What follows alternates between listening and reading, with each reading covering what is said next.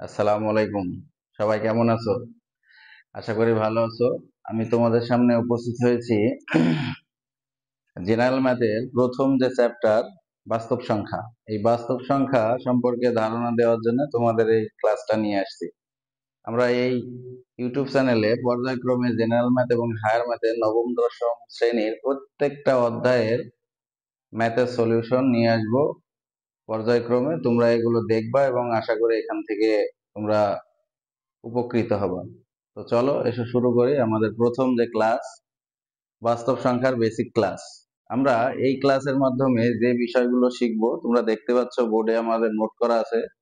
বাস্তব সংখ্যার ধারণা, স্বাভাবিক সংখ্যা কি সেই বিষয়টার ধারণা পাবো, পূর্ণ সংখ্যা কি সেই বিষয়টার ধারণা, দশমিক সংখ্যা, মূলদ সংখ্যা এবং অমূলদ সংখ্যা। দেখো আমরা বোর্ডে প্রথম যে বিষয়টা নোট করে রেখেছি সেটা হচ্ছে রিয়াল নাম্বার। এই রিয়াল নাম্বার বা বাস্তব সংখ্যা, তো আমরা দেখো তো বাস্তব এই কথাটার সাথে সম্পৃক্ত কিনা বা শুনেছি কিনা আমরা কখনো এই কথাটা। দেখো বাস্তব বলতে আমরা বলি যে আমাদের চোখের সামনে যেটা ঘটে থাকে সেটাই হচ্ছে বাস্তব সংখ্যা। বাস্তব সেই বিষয়টা হচ্ছে বাস্তব, চোখের সামনে আমরা যা দেখি সেটা হচ্ছে রিয়াল বা বাস্তব। তেমনি নাম্বারের যে নাম্বারগুলো আমরা চোখে দেখি, খাতায় লিখে প্রকাশ করতে পারি এবং নাম জানি, সেই সংখ্যাগুলো সবগুলোই হচ্ছে বাস্তব সংখ্যা। এই বাস্তব সংখ্যাকে আমরা ইংরেজিতে বলে থাকি রিয়াল নাম্বার। তার জন্য আমাদের বাস্তব সংখ্যাকে সবসময় ক্যাপিটাল আর দ্বারা প্রকাশ করে। যেহেতু এখানে রিয়াল নাম্বার লিখতে প্রথম লেটারটা ক্যাপিটাল আর, তাই এটাকে ক্যাপিটাল আর দ্বারা প্রকাশ করে। এখন তোমাকে যদি বলা হয় যে তাহলে বাস্তব সংখ্যা কোনগুলো, দেখো আমাদের এই যে 1, 2, 3, 4, 5 এরকম যে কোনো সংখ্যা হচ্ছে বাস্তব সংখ্যা, কারণ আমরা নাম জানি এবং খাতায় লিখতে পারছি, তাই এগুলো হচ্ছে বাস্তব সংখ্যা। তোমাকে কেউ যদি বলে তাহলে 1.57, দেখো এটা একটা দশমিক সংখ্যা এবং এই দশমিক সংখ্যাটাও তাহলে বাস্তব সংখ্যা, কারণ আমরা দেখতে পাচ্ছি, খাতায় লিখতে পাচ্ছি। তোমাকে একটা সংখ্যা দেওয়া হলো 2.5789 ডট ডট ডট। দেখো সংখ্যার মধ্যে এই সংখ্যাটা যেমন দশমিক সংখ্যা, এইটাও দশমিক সংখ্যা, কিন্তু এইটা হচ্ছে সসীম দশমিক। দশমিকের পরে 2 ঘর গণে শেষ করা যাচ্ছে, তাহলে এটা হচ্ছে সসীম দশমিক। আর এটা দেখো দশমিকের পরে গণে শেষ করা যায় না, অসংখ্য সংখ্যা আছে, তাহলে হচ্ছে এটা হচ্ছে অসীম দশমিক। কিন্তু সসীম হোক অথবা অসীম হোক, যেহেতু এটা আমরা নাম জানি, লিখতে পারছি, তার জন্য এটা বাস্তব সংখ্যা। আমরা যদি বর্গমূল যুক্ত যে কোনো সংখ্যা নেই, যেমন √3, √5, √7, এরকম অসংখ্য সংখ্যা আছে, যে কোনো পূর্ণ সংখ্যার উপরে যদি বর্গমূল দেই তাহলে এইসব সংখ্যাগুলো, যে সংখ্যাগুলো প্রকাশ করবে সেটা হচ্ছে কি বাস্তব সংখ্যা। তোমরা যদি ভগ্নাংশ আকারে কোনো কিছু দেওয়া থাকে, 3/5, 7/9, 8/7, দেখো আমরা এই সংখ্যাগুলো যেটা দেখতে পাচ্ছি এগুলোরে যদি ভাগ করা হয় কোনো না কোনো দশমিক সংখ্যায় প্রকাশিত হয়, সেটা সসীম দশমিকে তো হতে পারে অথবা অসীম দশমিক, কিন্তু এইগুলো একত্রে কি সংখ্যা, বাস্তব সংখ্যা। তাহলে আমরা দেখো বাস্তব সংখ্যা সম্পর্কে একটা ধারণা আমাদের ক্লিয়ার হলো যে বাস্তব সংখ্যাকে ক্যাপিটাল আর দ্বারা প্রকাশ করে, রিয়াল নাম্বার লিখতে হয় ইংরেজিতে তাই। আর এই সংখ্যাগুলো কোন সংখ্যা, আমরা যে সংখ্যাগুলো আমাদের কাজে কর্মে বিভিন্ন জায়গায় ব্যবহার করি সবগুলো একত্রে হচ্ছে বাস্তব সংখ্যা। এই বাস্তব সংখ্যা সম্পর্কে ধারণা শেষ হওয়ার পরে তোমাদের আর একটু সামনে আগালে যে বিষয়টা নিয়ে তোমরা একটু ভালোভাবে শিখতে হবে সেটার নাম হচ্ছে দেখো ন্যাচারাল নাম্বার। এই ন্যাচারাল নাম্বার বা তাকে বাংলায় বলা হয় স্বাভাবিক সংখ্যা। এই ন্যাচারাল নাম্বার বা স্বাভাবিক সংখ্যাটাকে তাহলে আমরা জানার জন্য কি কি বিষয় সম্পর্কে ধারণা নিতে পারি। দেখো ন্যাচারাল নাম্বারকে লেখার জন্য যেহেতু ক্যাপিটাল এন এর প্রয়োজন হয়েছে প্রথমটা, তার জন্য ন্যাচারাল নাম্বার বা স্বাভাবিক সংখ্যাকে ক্যাপিটাল এন দ্বারা প্রকাশ করে। কোন জায়গায় যদি দেখো যে এন দ্বারা কোনো কিছুকে ডিফাইন করেছে এই নাম্বারে, তাহলে সবসময় মনে রাখবা এটা দ্বারা বোঝাচ্ছে স্বাভাবিক সংখ্যা। তাহলে আমাদের জানার বিষয় হচ্ছে আসলে স্বাভাবিক সংখ্যাটা কোনগুলো, কোনগুলো হচ্ছে স্বাভাবিক সংখ্যা। তোমরা মনে রাখবা যে 1 থেকে শুরু করে 1, 2, 3, এভাবে 1 থেকে শুরু করে পৃথিবীতে যত সংখ্যা আছে সবগুলো সংখ্যাকে বলা হয় স্বাভাবিক সংখ্যা। তাহলে দেখো আমরা প্রথমে ধারণা নিলাম বাস্তব সংখ্যা, যা নাম্বার পৃথিবীতে সব বাস্তব, মানে যে কোনো কিছুর প্রথম পরিচয় হচ্ছে বাস্তব। দেখো আমরা পৃথিবীতে সবাই মানুষ, আমাদের প্রথম পরিচয় হচ্ছে কি মানুষ, তারপরে আমরা বিভিন্ন ধর্মে, বর্ণে, গোত্রে বিভক্ত হয়েছি। ঠিক সেই বিষয় এখানে ঘটেছে। নাম্বারের ক্ষেত্রে বা সংখ্যার ক্ষেত্রে সব সময় পৃথিবীর সকল নাম্বারকে একত্রে বাস্তব সংখ্যা বলা হয়। এখান থেকে বিভিন্ন সেক্টরে, ধর্মে, বর্ণে, গোত্রে এই সংখ্যাগুলো বিভক্ত হয়েছে। দেখো, ন্যাচারাল নাম্বারের ধারণা তাহলে আমাদের ক্লিয়ার। ন্যাচারাল নাম্বার বলতে স্বাভাবিক সংখ্যা বলা হয়, সেটাকে ক্যাপিটাল এন দ্বারা প্রকাশ করে, আর 1 থেকে শুরু করে পৃথিবীর সকল সংখ্যাগুলো হচ্ছে স্বাভাবিক সংখ্যা। এবার আমরা আসি আরেকটা গুরুত্বপূর্ণ নাম্বার সম্পর্কে কথা বলতে, সেটার নাম হচ্ছে দেখো ইন্টিজার নাম্বার। ইন্টিজার নাম্বার বা পূর্ণ সংখ্যা। এই ইন্টিজার নাম্বার বা পূর্ণ সংখ্যা কোনগুলো? যে সংখ্যাগুলো ভাঙা নয়। এখন বলতে পারো, স্যার সংখ্যা কি আবার ভাঙা হয়? অবশ্যই সংখ্যা ভাঙা হয়। যে সংখ্যাগুলো একদম এক্সাক্ট কোনো মান প্রকাশ করে না, সেগুলোই হচ্ছে ভাঙা সংখ্যা। যেমন আমি যদি একটা উদাহরণ দিই, দেখো 1 আর বললাম যে 2, তো 1 একটা পূর্ণ সংখ্যা, 2 একটা পূর্ণ সংখ্যা, এগুলো একদম পূর্ণ মানে ইন্টিজার নাম্বার। কিন্তু ভাঙা কিভাবে হবে? তুমি একটু লক্ষ্য করে দেখো, আমি যদি এখানে লিখি 1.57, তো এই সংখ্যাটা 1 এর চাইতে বড়, 2 এর চাইতে ছোট। এটা 1 থেকে বড়, 2 থেকে ছোট। তার মানে এটা দেখো এমন একটা সংখ্যা যেটা কোনো পূর্ণ মান প্রকাশ করে না। তার মানে এটাই হচ্ছে আমাদের ভাঙা সংখ্যা।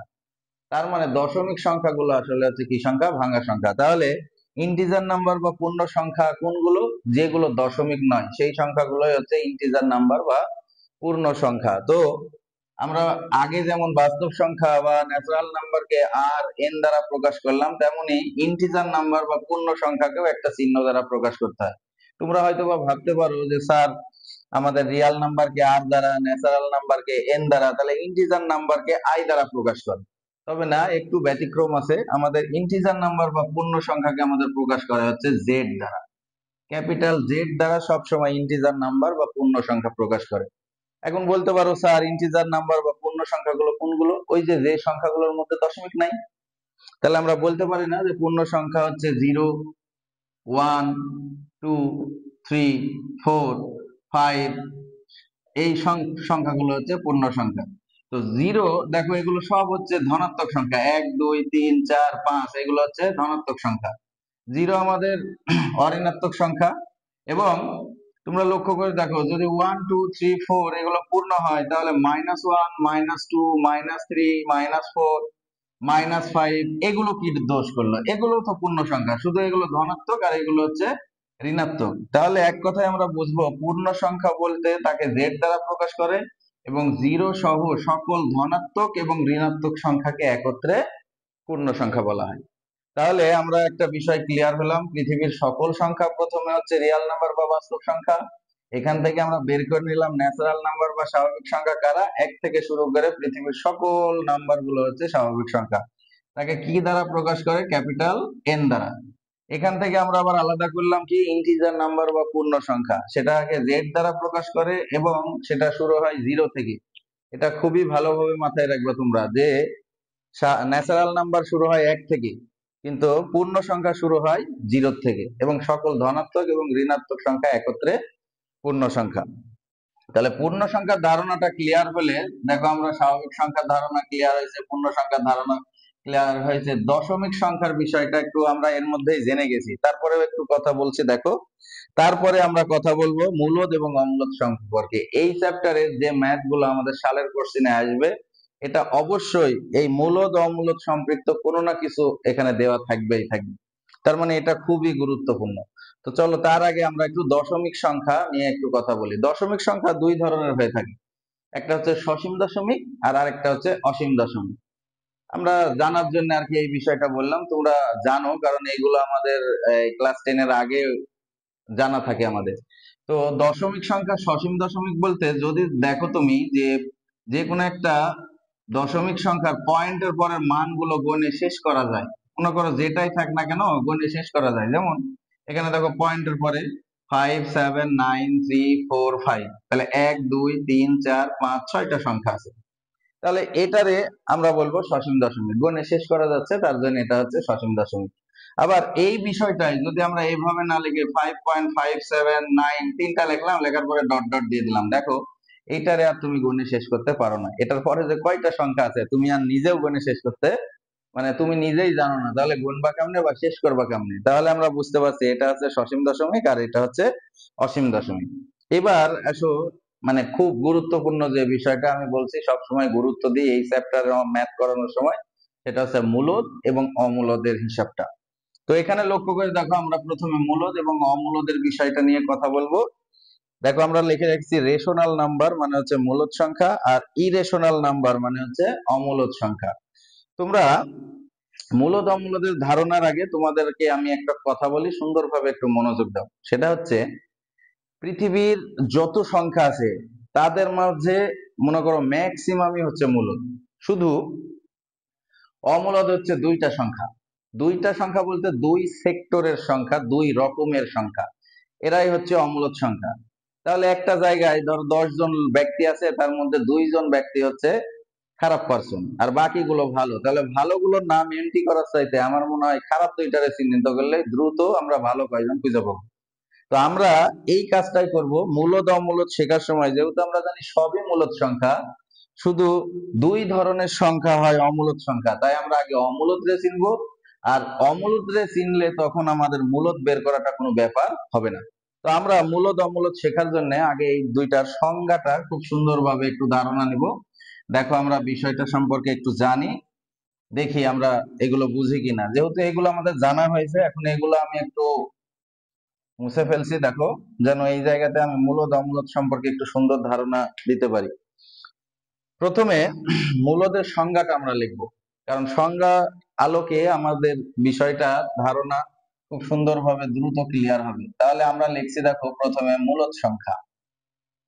এই যে লিখলাম মূলদ সংখ্যা। আমরা লিখব যে যে সংখ্যাকে যে সংখ্যাকে পি বাই কিউ আকারে প্রকাশ করা যায় তাকে মূলদ সংখ্যা বলে। এবার আমরা যদি অমূলদের সংজ্ঞাটা বলি, অমূলদ সংখ্যা, তাহলে দেখো আমাদের সংজ্ঞাটা হবে যে সংখ্যাকে পি বাই কিউ আকারে প্রকাশ করা যায় না তাকে অমূলদ সংখ্যা বলে। দেখো আমরা সংজ্ঞাটা লেখার পরেই আমাদের একটু ধারণা হয়ে গেছে পি আসলে, এই যে এখানে আমরা বলছি পি ডিভাইড বাই কিউ, এটা দ্বারা কি মেনশন করে সেই বিষয়টাকে জানা জরুরি। পি অর্থ হচ্ছে লব আর কিউ অর্থ হচ্ছে হর। তার মানে যে সংখ্যাটারে ভগ্নাংশ আকারে প্রকাশ করা যায় সেটা হবে মূলদ, আর যেটাকে ভগ্নাংশ আকারে প্রকাশ করা যায় না সেটা হবে কি অমূলদ সংখ্যা। তো ভগ্নাংশ কারে করা যায়? দেখো আমাদের ক্লাস 5-এ থাকা অবস্থায় বা 4-এ এই জিনিসগুলো স্যারেরা খুব বেশি বেশি আমাদের চর্চা করাইতো। সেই বিষয়টা কি, ধরো 1.57 এই সংখ্যাটা দিয়ে স্যারেরা বলতো এটার সাধারণ ভগ্নাংশ নির্ণয় করো। তখন আমরা কি করতাম, 1.57 এর পূর্ণ আকারে লিখতাম, পয়েন্টের জন্য নিচে একটা 1 দিতাম, আর পরে দুইটা সংখ্যার জন্য দুইটা শূন্য দিতাম। দেখো এটা একটা দশমিক সংখ্যা, কিন্তু এটারে পি ডিভাইড বাই কিউ আকারে প্রকাশ করলাম, যার লব এবং কি আছে, হর আছে। তার মানে এখান থেকে আমাদের দেখো একটু সাধারণ ধারণা আসছে যে যে সংখ্যাগুলোর দশমিকের পরে মান গণে শেষ করা যায় সেটার শূন্য লেখেও শেষ করা যায়, তার মানে সসীম দশমিক সংখ্যা হবে মূলদ সংখ্যা। আর যে সংখ্যাটার পরে দশমিকের পরের সংখ্যাগুলো গণে শেষ করা যাবে না, তাহলে তার নিচে শূন্য বসায়ও শেষ করা যাবে না, আর শেষ না করা গেলেই তখন এটা ভগ্নাংশ করা যাবে না। তাহলে ওই সংখ্যাগুলো হবে কি সংখ্যা, অমূলদ সংখ্যা। দেখো আমাদের সিম্পলি একটা ধারণা আসছে, তাহলে সসীম দশমিক সংখ্যা হবে মূলদ সংখ্যা এবং অসীম দশমিক সংখ্যা হবে অমূলদ সংখ্যা।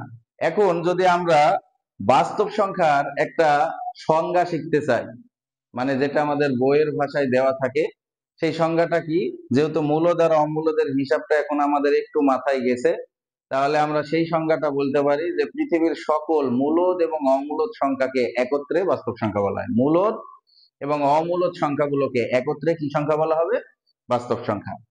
তাহলে আমরা বললাম যে মূলদ সংখ্যা খুবই বেশি আর অমূলদ সংখ্যা খুব কম, তাহলে অমূলদ কারা সেইগুলোরে আমরা আগে চিনে ফেলি। তাহলে মূলদ কারা এটা নিয়ে আর আমাদের প্রশ্ন থাকবে না, সব বাকি সব সংখ্যাগুলো হবে মূলদ। তো দেখো আমরা অমূলদ চিনা শুরু করি। দেখো আমি একটা সংখ্যা লিখতেছি 5.7321 ডট ডট ডট, এটাকে আমরা বলতে পারি অসীম দশমিক সংখ্যা।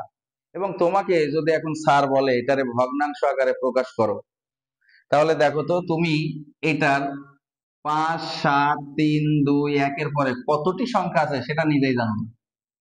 আবার তুমি যে একটা পয়েন্টের জন্য 1 নিবা, আর পরের সংখ্যাগুলোর জন্য শূন্য নিবা, ওকে দেখা যাচ্ছে 4টা, তারপরে কত সংখ্যা আছে সেটা সম্পর্কে কি তোমার ধারণা আছে? নাই। ধারণা যেহেতু নাই, তার মানে এটারে আমরা ভগ্নাংশ নিচে শূন্য বসায়ও শেষ করতে পারবো না। তার মানে যে কোনো অসীম দশমিক সংখ্যা সব সময় হবে অমূলদ সংখ্যা। তাহলে কথা হচ্ছে স্যার অসীম দশমিক কি হলেই সব অমূলদ হবে? না, কিছু কিছু সংখ্যা আছে অসীম দশমিক হলেও অমূলদ হবে না। তাহলে ওই সংখ্যাগুলো কারা? যদি দেখো কোনো একটা দশমিক সংখ্যার পরে মানগুলো একই মান বারবার রিপিট হচ্ছে, তাহলে বুঝবা সেটা অসীম দশমিক হলেও। আমরা বাস্তব সংখ্যা চ্যাপ্টারে সামনের দিকে আগালে আরেকটা বিষয় সম্পর্কে জানতে পারবো, সেটা হচ্ছে এই যে কোনো একটা সংখ্যার উপরে পৌনঃপুনিকের ব্যবহার। এই পৌনঃপুনিক যুক্ত সংখ্যাগুলোকে আবৃত সংখ্যা বলা হয়। এবং আবৃত সংখ্যা যদি প্রকাশ করা যায় কাউরে, তাহলে অবশ্যই তার ভগ্নাংশ আকারে প্রকাশ করা যায়। যেমন এটা অমূলদ হবে, কিন্তু এটা হবে না। কেন হবে না? দেখো 5 পয়েন্টের পরে সবগুলো 6, তাহলে তুমি ইচ্ছা করলে এইটারে লিখতে পারো 5.6 পূর্ণপণিক। তার মানে এই পরে যত সংখ্যা আছে সবগুলো হচ্ছে 66666, তাহলে এটারে আবৃত করতে হলে 6 পূর্ণপণিক দিতে হয়। আর কোন একটা সংখ্যার উপরে পূর্ণপণিক ব্যবহার করা থাকলে সেটা অবশ্যই অবশ্যই মূলদ হবে, মানে তাকে ভগ্নাংশ আকারে প্রকাশ করা যাবে। তাহলে আমরা দেখতে পেলাম যদি পয়েন্টের পরের সংখ্যাগুলোর মাঝে কোনো মিল না থেকে ডট ডট দেওয়া থাকে, তাহলে সেগুলো অবশ্যই অমূলদ সংখ্যা হবে। কিন্তু ডট ডট দেওয়া আছে তারপরেও পয়েন্টের পরে ধরো সংখ্যাগুলো দেখতে পাচ্ছ একই সংখ্যা বারবার রিপিট করা, তাহলে সেটা মূলদ হবে, অমূলদ হবে না। যেমন একটা সংখ্যা আমি দিলাম 10.5353 ডট ডট ডট। দেখো এখানে লক্ষ্য করো পয়েন্টের পরে সংখ্যাগুলো একটা প্যাটার্ন মেনে সামনের দিকে আগাচ্ছে, 53535353, তার মানে বুঝতে পারছি এর পরের সংখ্যাগুলো সব 53। তাহলে এটারে আমি ইচ্ছা করলে লিখতে পারি 53 এর উপরে পূর্ণপণিক, আর পূর্ণপণিক দিয়ে আবৃত করা গেলেই সেই সংখ্যাটা মূলদ সংখ্যা হবে। তাহলে দেখো আমরা অমূলদ সংখ্যা চিনে গেলাম প্রথম এক ধরনের, সে কি? পয়েন্টের পরে অসীম দশমিক থাকবে, কোনো যদি মিল না থাকে তাহলে সেটা হবে কি সংখ্যা? অমূলদ সংখ্যা। আর যদি কোনো প্রকার মিল থেকে আগায় সামনের দিকে তাহলে এটা হবে মূলদ।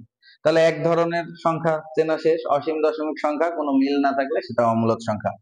এবার আসো আরেক ধরনের অমূলদ সংখ্যা আছে, সেটা হচ্ছে বর্গমূল যুক্ত সংখ্যা। এগুলোও অসীম দশমিক, তবে চেহারাটা দেওয়া থাকে বর্গমূল যুক্ত সংখ্যা। এখন তোমাকে এই এই অমূলদ সংখ্যাগুলোকে চিনতে হলে তোমাকে আগে একটা সংখ্যার মানে বিষয় সম্পর্কে ধারণা নিতে হবে, সেটা হচ্ছে পূর্ণবর্গ সংখ্যা। এই যে পূর্ণবর্গ সংখ্যা, এটার সম্পর্কে ধারণা নিলেই তুমি তখন বর্গমূল যুক্ত কোন সংখ্যাগুলো মূলত অমূলদ সংখ্যা বা মূলদ সংখ্যা সেই সম্পর্কে ধারণা পেয়ে যাবো। তাহলে আমরা একটু আসো সুন্দরভাবে বুঝি। যেমন পূর্ণবর্গ সংখ্যা কারা? একই সংখ্যা দুইবার গুণ করে যে সংখ্যা পাওয়া যায়। দেখো 1 গুণ 1, 1 1 কে কত হয়? 1। তারপরে দেখো 2 গুণ 2, 2 দুগুণে কত হয়? 4। 3 গুণ 3, 3 ত্রিকে কত হয়? 9। আবার আমরা যদি বলি 4 গুণ 4, 4 4 16। 5 গুণ 5, 5 5 5 গুণ 5, 5 5 হচ্ছে 25। এটা কেন লিখছি? একই সংখ্যা দুইবার গুণ করে যে সংখ্যাগুলো পাওয়া যায় সেইগুলোকে বলা হয় পূর্ণবর্গ সংখ্যা। পূর্ণবর্গ সংখ্যা, একই সংখ্যা দুইবার গুণ করে যেটাই পাওয়া যায় সেই সংখ্যাগুলোর নাম হচ্ছে পূর্ণবর্গ সংখ্যা। আর তুমি এই পূর্ণবর্গ সংখ্যাগুলোর উপরে যদি রুট ব্যবহার করো, মানে বর্গমূল চিহ্ন দাও, তাহলে সব সময় যে নাম্বার গুলো পাওয়া যায় সেটাও একটা পূর্ণ সংখ্যা। যেমন 1, এখানে পাওয়া যাবে হচ্ছে 2, এখানে পাওয়া যাবে 3, এখানে পাওয়া যাবে 4, এখানে পাওয়া যাবে 5। দেখো একটা পূর্ণ সংখ্যা পাওয়া যাচ্ছে। আর একটা পূর্ণ সংখ্যা সব সময় মূলদ সংখ্যা। কেন? তুমি যে কোনো পূর্ণ সংখ্যাকে ইচ্ছা করলে ভগ্নাংশ আকারে প্রকাশ করতে পারো। যেমন সাপোজ 2, এই 2টাকে তুমি ইচ্ছা করলে লিখতে পারো, দেখো 10/5। কারণ আমরা জানি 10 রে যদি 5 দ্বারা ভাগ করি কত হয়? 2 হয়। তার মানে আমি যে কোনো পূর্ণ সংখ্যাকে ভগ্নাংশ আকারে প্রকাশ করতে পারি, তার মানে এটা মূলদ হবে। এখন তাহলে পূর্ণবর্গ গুলো শিখলাম যে পূর্ণবর্গ সংখ্যার উপরে বর্গমূল চিহ্ন থাকলে সেইগুলো মূলদ হবে। এখন দেখো তো 1 আর 2 এর আমরা যে 1 পেলাম, এই যে 4 পেলাম, 9 পেলাম, 16 পেলাম, 25 পেলাম, তো এদের মাঝে আরো সংখ্যা আছে না? যেমন 1 আর 4 এর মাঝখানে সংখ্যা আছে, দেখো 2 আছে, 3 আছে। 4 এর পরে কে কে আছে? 5, 6, 7, 8, তারপরে হয় 9। আবার তোমরা একটু লক্ষ্য করো, দেখো 9 হয়, তারপরে এখানে 9 এর পরে আমাদের 10, 11, 12, 13, তারপরে হচ্ছে 14, তারপরে 15, তারপরে হয় 16। তাহলে এই যে একই সংখ্যা দুইবার গুণ করে যে সংখ্যাগুলো পাচ্ছি তাদের বর্গমূল সব সময় হচ্ছে মূলদ সংখ্যা। তাহলে এইগুলো ব্যতীত মাঝে যে সংখ্যাগুলো আছে, যেমন 2, 3, তাদের বর্গমূল দিলে স্যার এইগুলো সব সময় দেখবেন যে অসীম দশমিক সংখ্যা আসবে, অসীম দশমিক। যেমন √3 মান যদি তুমি বের করো ক্যালকুলেটর দিয়ে, দেখবা 1.732 দিয়ে অসংখ্য মান আসছে। তার মানে এই যে পূর্ণবর্গ ব্যতীত যে সংখ্যাগুলো আছে তাদের বর্গমূল সব সময় অসীম দশমিক সংখ্যা নির্দেশ করে। আর এই অসীম দশমিক সংখ্যাগুলো সব সময় হচ্ছে অমূলদ সংখ্যা। তাহলে দেখো আমাদের অমূলদ সংখ্যা সম্পর্কে ধারণাটা একদম ক্লিয়ার। কি? অমূলদ সংখ্যা হচ্ছে অসীম দশমিক সংখ্যা, সেগুলো দেখা যাওয়া সংখ্যা অসীম দশমিক থাকতে পারে, সেগুলো হচ্ছে অমূলদ।